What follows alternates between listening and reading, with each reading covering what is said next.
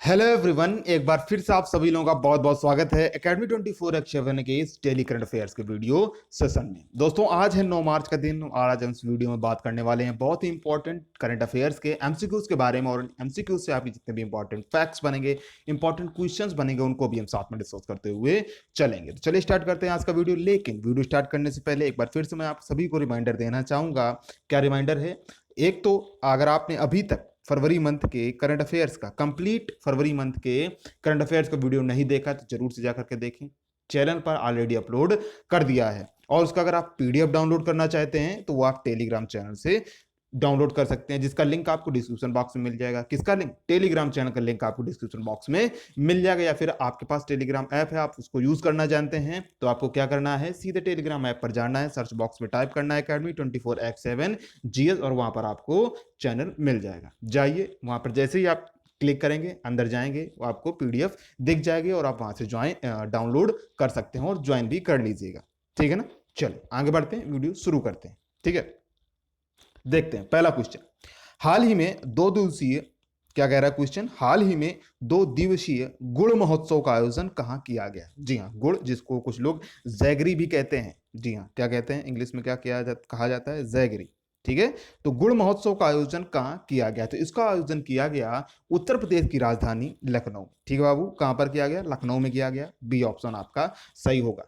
इसका आयोजन क्या है आखिरकार? इसका ये जो आयोजन किया गया, इसका उद्देश्य क्या है? तो इस आयोजन का उद्देश्य गुड़ उत्पादकों को उच्च गुणवत्ता वाले गुड़ और इसके उत्पादों को बनाने के लिए प्रेरित करना और गुड़ के स्वास्थ्य लाभों के बारे में जागरूकता पैदा करना। क्योंकि ऐसा कहा जाता है कि आप गुड़ चाहे जितना भी खा ले, ठीक है ना, आपको शुगर की प्रॉब्लम नहीं होगी। ठीक है ना? और अगर आप चीनी एक निश्चित मात्रा से ज्यादा अनुपात में खाते हैं, ठीक है, एक निश्चित मात्रा से ज्यादा मात्रा में आप खाते हैं, तो फिर आपको शुगर की शिकायत हो सकती है। लेकिन गुड़ ऐसी चीज है, जितना भी खाइए आप, आपको शुगर नहीं होगी। दूसरी चीज, जब इंसान काम करते करते बहुत ज्यादा थक जाता है, तो गाँव वगैरह में क्या होता है, थोड़ा सा आदमी गुड़ और पानी खा लेता है, गुड़ खाता है और फिर ऊपर से पानी पी लेता है, तो क्या है, उसको थोड़ी सी थकावट उतर जाती है, थोड़ा सा रिलैक्स फील होता है। ठीक है ना? और बहुत से लोग गुड़ की चाय भी बना करके पीते हैं। ठीक है, अब तो गुड़ पैकेटों में भी मिलने लगा है। ठीक है, गुड़ पाउडर भी मिलने लगा है। ठीक है ना? जैसे जैसे टेक्नोलॉजी डेवलप हो रही है, इंडस्ट्री डेवलप हो रही है, तो गुड़ का अलग अलग रूप सामने आने लगा है।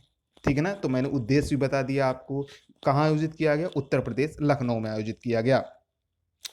उत्तर प्रदेश के वर्तमान में मुख्यमंत्री हैं योगी आदित्यनाथ और यहाँ के गवर्नर कौन है? कौन है गवर्नर यहाँ के? आनंदीबेन पटेल, जो कि मध्य प्रदेश की भी गवर्नर हैं। बढ़ते हैं दूसरे क्वेश्चन की तरफ। हाल ही में अंतर्राष्ट्रीय महिला दिवस कब मनाया गया? इंटरनेशनल वीमेंस डे कब मनाया गया? तो प्रत्येक वर्ष 8 मार्च को मनाया जाता है। ऑप्शन ए आपका सही होगा। ठीक है ना? इस बार जो आपका महिला दिवस बनाया गया, ठीक है, इसके लिए एक थीम भी रखी गई। ठीक है ना, जो कि हर साल रखी जाती है। अच्छा, ये थीम रखने का सिलसिला कब से शुरू हुआ? तो 1996 से, 1996 से इस दिवस को एक स्पेशल थीम के साथ मनाना शुरू कर दिया गया था। तो इस वर्ष की थीम क्या रही? काफी लंबी है, आपको ध्यान से सुनना है। सुनने के साथ साथ आपको पॉइंट नोट भी कर लेना है। ठीक है ना? बिल्कुल स्टार लगा के, इंपॉर्टेंट लगा के आपको पॉइंट नोट कर लेना है, क्योंकि थीम पूछी जा सकती है। देखिए क्या पूछेगी, क्या है इसकी theme? Women in leadership achieving unequal future in covid world. ठीक है, एक बार फिर से मैं दोहरा देता हूं। Women in leadership achieving in sorry women in leadership achieving unequal future in covid world. ठीक है, ये पूरी इसकी विषय वस्तु है, ये इसकी पूरी थीम है, अंतरराष्ट्रीय महिला दिवस। अच्छा, पहली बार इसको कब मनाया गया? बहुत से क्वेश्चन इससे उठ सकते हैं। तो क्या उठ सकता है सबसे पहले कि पहली बार इसको कब मनाया गया? तो 28 फरवरी 1909 को मनाया गया। ठीक है, देखिए यहाँ पर कंफ्यूज नहीं होना है। मैं जो अभी कह रहा हूं कि मैंने बताया भैया 8 मार्च, और लेकिन मैं अब फिर से कह रहा हूं कि 28 फरवरी को। तो ये अमेरिका में, ठीक है ना, पहली बार अमेरिका में 28 फरवरी 1909 को मनाया गया। लेकिन इसको राष्ट्रीय तौर पर कब मनाना शुरू किया गया? तो 8 मार्च 1917 को, ध्यान से सुनना है अभी। ठीक है, 8 मार्च 1917 को सोवियत रसिया, यानी कि रसिया ने इस दिन क्या है, हॉलीडे अनाउंस किया। ठीक है, तो ये आपकी डेट फिक्स हो गई कि 8 मार्च को ही ये आपका मनाया जाएगा अंतरराष्ट्रीय महिला दिवस। अच्छा, इसको अंतरराष्ट्रीय स्तर पर कब से मनाया जाने लगा? तो संयुक्त राष्ट्र द्वारा पहली बार 1975 में इसको मनाया गया था, 1975 में मनाया गया था। तो ये 3 ईयर आपको याद रखने हैं। ठीक है ना? 1909, 1917 और 1975। 1909 में क्या हुआ? पहली बार मनाया गया। 1917 में रसिया ने इस तारीख को 8 मार्च को हॉलीडे घोषित किया और 1975 में क्या हुआ, संयुक्त राष्ट्र द्वारा पहली बार मनाया गया। और इसको स्पेशल थीम के साथ कब से मनाना शुरू किया गया, 1996 से मनाना शुरू किया गया। आगे बढ़ते हैं, तीसरा क्वेश्चन लेते हैं। हाल ही में चर्चित मैत्री सेतु का निर्माण किस नदी पर किया गया है? जी हाँ, मैत्री सेतु या फिर मैत्री ब्रिज या फिर मैत्री पुल आप कह सकते हैं। ठीक है, तो इसका निर्माण किस नदी पर किया गया? तो इसका निर्माण किया गया फेनी नदी पर, ऑप्शन डी आपका सही होगा। ठीक है, इस पुल का निर्माण भारत और बांग्लादेश के मध्य किया जाएगा, बीच में बनाया जाएगा। ठीक है ना, ये जो आपकी नदी है ये त्रिपुरा और बांग्लादेश में भारतीय सीमा के बीच बहती है। ठीक है ना, कहां पर, त्रिपुरा और बांग्लादेश के बीच में क्या है, एक बाउंड्री का निर्माण करती है फेनी नदी। ठीक है, इसका निर्माण, ये जो पुल है आपका मैत्री पुल या मैत्री सेतु, इसका निर्माण NHIDCL द्वारा किया जाएगा। ये जो पुल है आपका, इसकी लंबाई पूरी 1.9 किलोमीटर होगी। ठीक है, यह भारत के सब रूम को, एक जगह का नाम है, क्या नाम है, सब रूम को बांग्लादेश के रामगढ़ से जोड़ता है। ठीक है ना, तो भारत और बांग्लादेश के बीच यह पुल बनाया जाएगा, मैत्री राम सेतु। ठीक है, याद रखना है, काफी इंपॉर्टेंट, और नदी का भी नाम आपको याद रखना है, फेनी नदी। ठीक है, आगे बढ़ते हैं, नेक्स्ट क्वेश्चन लेते हैं। वीडियो आपको देखो पसंद आ रहा है बाबू, तो लाइक और शेयर जरूर से कीजिएगा और कर ही दीजिएगा, क्योंकि आपके सपोर्ट की चैनल को बहुत ही ज्यादा जरूरत है। चौथा क्वेश्चन लेते हैं। हाल ही में रोम में आयोजित, क्या कह रहा है क्वेश्चन, हाल ही में रोम में आयोजित मेटियो फेलिकॉन विश्व रैंकिंग श्रृंखला में स्वर्ण पदक किस पहलवान ने जीता है? ठीक है, तो एक तो आपको याद रखना है इस श्रृंखला का नाम क्या है, मेटियो फेलिकॉन विश्व रैंकिंग श्रृंखला। दूसरा, ये किस खेल से संबंधित है? तो यहाँ पर देखिए क्वेश्चन में एक वर्ड आ रहा है पहलवान, तो ये कुश्ती से संबंधित है। ठीक है ना, तो भारत के खिलाड़ी, ठीक है, भारत के एथलीट बजरंग पूनिया ने इसको जीता है, इन्होंने इसमें स्वर्ण पदक जीता है, ऑप्शन सी आपका सही होगा। इन्होंने मंगोलिया के तुल्गा तुमुर ओचीर को हराया। किसे हराया? तुल्गा तुमुर ओचीर को हराया, और ये 65 केजी के फ्री स्टाइल में इन्होंने ये जीता है। 65 केजी फ्री स्टाइल श्रेणी में इन्होंने ये जीता है ये पुरस्कार, याद रखना है, काफी इंपॉर्टेंट। आगे बढ़ते हैं, पांचवा क्वेश्चन लेते हैं। हाल ही में स्वामी दयानंद सरस्वती जी की जयंती कब मनाएगी? ठीक है, अब कंफ्यूज नहीं होना है, मैं अभी आपको पूरा एक एक पॉइंट क्लियर कर दूंगा। ठीक है, क्योंकि बहुत से लोगों ने सुना होगा कि जो स्वामी दयानंद सरस्वती हैं, इनकी जो जयंती है वो 12 फरवरी को मनाई जाती है। ठीक है, तो इसलिए कंफ्यूज नहीं होना है, मैं अभी आपको एक एक पॉइंट क्लियर कर दूंगा। ठीक है ना, तो ये जो इसका आंसर होगा क्या होगा, 8 मार्च होगा, ऑप्शन ए आपका सही होगा। लेकिन कैसे? ठीक है, तो जो स्वामी जी का जन्म हुआ था वो 12 फरवरी 1824 को, अगर डेट वाइज बात करें, ये कैसा है, कैलेंडर के हिसाब से। हम कैसे हैं, हम कहाँ रहते हैं, हिंदुस्तान में रहते हैं, तो एक हिंदू कैलेंडर भी होता है, हिंदू पंचांग भी होता है।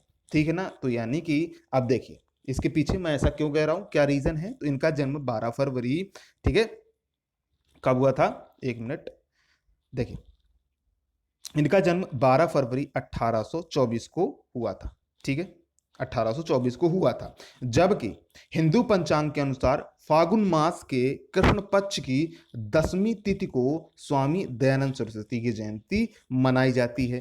ठीक है, मैंने जो कहा पूरा क्या कहा, फागुन मास के कृष्ण पक्ष की 10वीं तिथि को स्वामी दयानंद सरस्वती की जयंती मनाई जाती है। तो ये जो दिन है आपका, ठीक है ना, ये जो तिथि है, ये जो दिन है आपका, इस वर्ष आपका 8 मार्च को पड़ रहा था।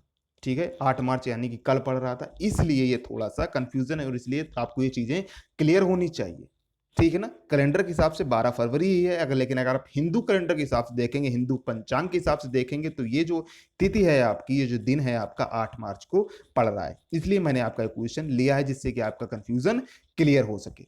ठीक है ना, आई होप आपको मेरी बात समझ में आ गई होगी। तो स्वामी दयानंद सरस्वती का जन्म 12 फरवरी 1824 को गुजरात में हुआ था, जो कि इस वर्ष ये जो तिथि है हिंदू पंचांग के अनुसार 8 मार्च को पड़ रही है। स्वामी जी को भारतीय पुनर्जागरण और राष्ट्रवाद का प्रकाश स्तंभ कहा जाता है। दयानंद सरस्वती दार्शनिक, सामाजिक नेता और आर्य समाज के संस्थापक थे, और क्या थे, जो वैदिक धर्म का सुधार आंदोलन था, कौन सा, आर्य समाज आपका वैदिक धर्म का सुधार आंदोलन था। इन्होंने 1876 में, कब, 1876 में भारतीयों के लिए भारत, क्या कह रहा हूं मैं, 1876 में भारतीयों के लिए भारत के रूप में स्वराज के लिए आह्वान करने वाले ये पहले व्यक्ति थे, बाद में जिसे बाद में लोकमान्य तिलक ने आगे बढ़ाया था। ठीक है ना, स्वराज हमारा जन्मसिद्ध अधिकार है, लोकमान्य तिलक। ठीक है ना, बाल गंगाधर तिलक। 7 अप्रैल 1825 को इन्होंने, किसने, स्वामी दयानंद सरस्वती जी ने आर्य समाज की स्थापना की थी। ये आपका हिस्ट्री का क्वेश्चन है, बहुत ज्यादा पूछा जाता है। 7 अप्रैल 1875 को, याद रखिए स्वामी जी का जन्म कहाँ हुआ था, किस राज्य में, गुजरात में हुआ था। तो आई होप आपको सभी पॉइंट्स क्लियर होंगे, कोई कंफ्यूजन नहीं होगा। कंफ्यूजन हो रहा है तो कमेंट बॉक्स में कमेंट करके आप फिर से पूछ सकते हैं, मैं आपको फिर से बता दूंगा। ठीक है, आगे बढ़ते हैं, छठा क्वेश्चन लेते हैं। हाल ही में केंद्रीय, इसको थोड़ा सा स्क्रॉल कर लेते हैं। ठीक है, हाल ही में केंद्रीय प्रदूषण नियंत्रण बोर्ड द्वारा जारी देश के सबसे प्रदूषित स्थलों में से किस राज्य का पहला स्थान है। ठीक है बाबू, बात समझ में आ रही है कि नहीं आ रही है? देखिए, आ रही है तो बता दीजिए, कोई आपको कंफ्यूजन हुआ करे देखते समय, आप कोई सजेशन देना चाहते हैं तो वो भी आप बिना किसी एजिटेशन के दे सकते हैं। ठीक है ना, आप हमसे सोशल मीडिया के माध्यम से जुड़ना चाहते हैं, हमारा Facebook page, Instagram page, Telegram channel, इन सभी के लिंक आपको डिस्क्रिप्शन बॉक्स में मिल ही जाएंगे। ठीक है ना, चल आगे देखते हैं। केंद्रीय प्रदूषण नियंत्रण बोर्ड, ठीक है, द्वारा सबसे प्रदूषित स्थलों में से किस राज्य का पहला स्थान है? तो ये राज्य है आपका ओडिशा, ऑप्शन बी आपका सही होगा। ठीक है ना, ये जो पूरी रिपोर्ट तैयार की गई, इसमें कितने शहरों को शामिल किया गया? तो 112 शहरों को, 112 सिटीज को इसमें शामिल किया गया। ठीक है, तो पहले नंबर पर आपका उड़ीसा है, प्रदूषण बहुत ज्यादा है यहाँ पर। दूसरे स्थान पर आपका है उत्तर प्रदेश। कौन सा राज्य है? दूसरे स्थान पर उत्तर प्रदेश, और तीसरे स्थान पर है दिल्ली।